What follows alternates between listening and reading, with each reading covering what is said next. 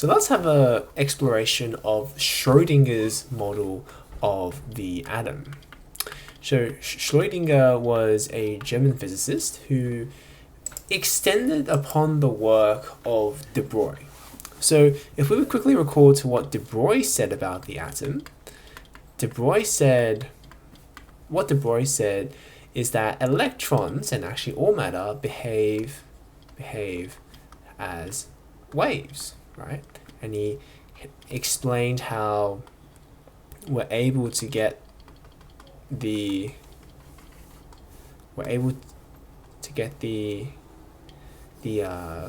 orbitals due to the standing wave patterns of electrons. And so what Schrodinger said was that, okay, we can extend upon this idea of electrons being waves, and he turned that idea of electrons being waves into something called the wave function, represented as the Greek letter phi. And this is the wave function. So what does the wave function do? What does it tell us? So we'll go through what it tells us, what it means, and then we'll go through how we got it in the first place. So one interesting thing is that we actually don't have a universally accepted understanding of what the wave function is and what it represents. So what the wave function is, it takes in a set of coordinates. It's a function like any other function in math. It takes in x, y, z coordinates and a point in time, t, and it'll spit out for you a number, 0.62. What on earth does that mean? So there's lots of interpretations of what the wave function means. Even Schrodinger himself was not too sure what the wave function number represented. There is one interpretation called the Copenhagen interpretation. Copenhagen interpretation, which is the one that is the most commonly understood and what we believe to be true, is that when you take the wave function and you square it, the number that it spits out, so for example 0.62 squares at around 0.36, this represents the probability. So the square of the wave function represents the probability that the electron is at that point, at that particular XYZ coordinate point at that time. And how I like to kind of give an example of this is, for example, you probably have a wave function too, right? So the wave function of yourself, right, is maybe the wave function of you being at school at 10 p.m. is approximately 0.001, because there would be a very small chance of seeing you at school at 10 p.m. That would be kind of strange.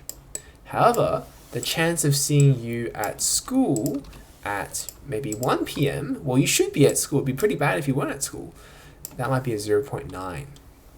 Maybe you're away on an excursion, that's why it's not 0.1, or maybe you're sick or something, that's why it's not 0.1. That's why it might be only 0.9, but that's the general gist. So it represents the probability that you are at a particular point at a particular time.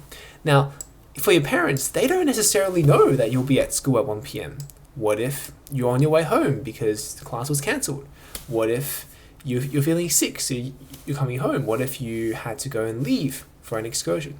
So they don't necessarily know where you are at a particular point in time, but they know that there's a high probability that you'll be at school if they had to find you. Now, that is what the wave function means. It means that when you pop in a series of coordinates and a point in time, it'll spit out for you a number, and when you square that number, it is the probability that you'll find the electron at that particular point in time. Now, how do we get the wave function? It's actually a surprisingly simple thing to derive. What Schrodinger said was that when you sum together the kinetic energy and the potential energy you get the total energy. And when you pop this into his equations, which, if you find the Hamilton of your wave function and you equate it to the eigenvalue of your wave function, that if you solve this equation, which looks very simple but it's actually very complicated because Hamiltons and eigenvalues are only something you would study in university, but basically you can solve for the wave function and it'll be an equation like sine of x, y, z, t. As an example, sine can't take that many variables, but that's the general gist of it. So you basically, we get the wave function by summing the kinetic and the potential energies together, and that's how we got this equation. We solve the equation and we can get the wave function.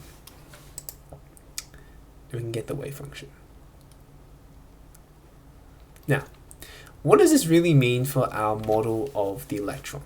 So now that we know that electrons, basically what Schrodinger told us is that we don't really know where the electron is. We just know a probability. So we know, there's if we were to look at a map on Google Maps, this is home, this is school,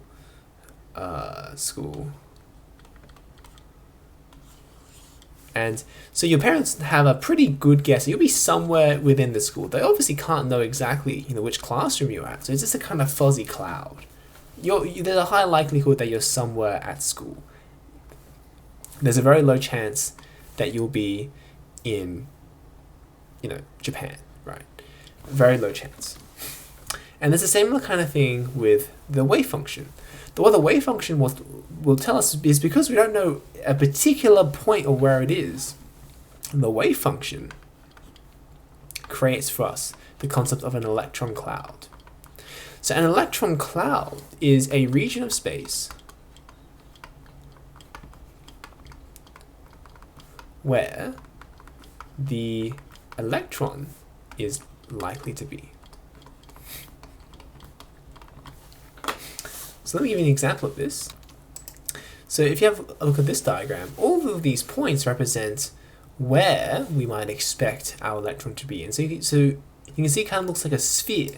It's a spherical shape, very dense in the middle because we have a high reason to expect that it will be close to the nucleus because positive and negative attract. And there'll be less of a chance of it being towards the edges.